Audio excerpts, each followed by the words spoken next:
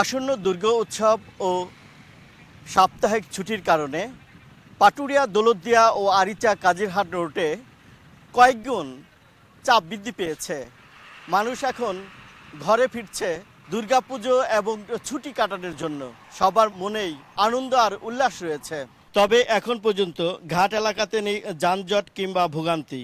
মাঝে মাঝে দীর্ঘ সারিতে জমে যাচ্ছে যানবাহন। তবে মেঘলা মেঘলা আকাশ উপেক্ষা করে মানুষ ছুটছে বাড়ির পানে।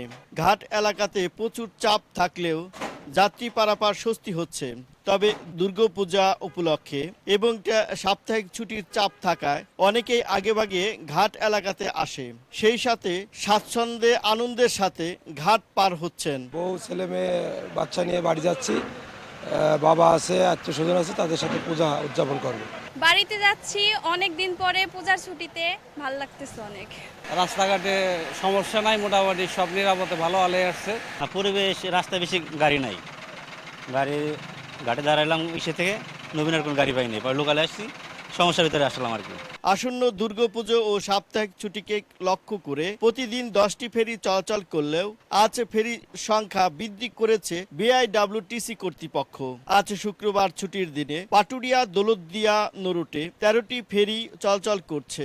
অন্যদিকে আরিচা কাজিরহাট নরুটেও একই অবস্থা। বেলা বাড়ার সাথে সাথে যানবাহনের সংখ্যাও বৃদ্ধি পাচ্ছে।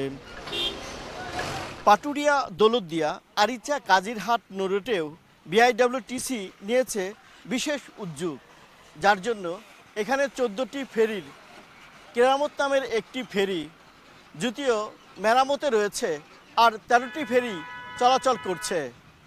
তবে চাপটিও রয়েছে বেশ। মোহাম্মদ ইউসুফ আলী, সময় সংবাদ, মানিকগঞ্জ।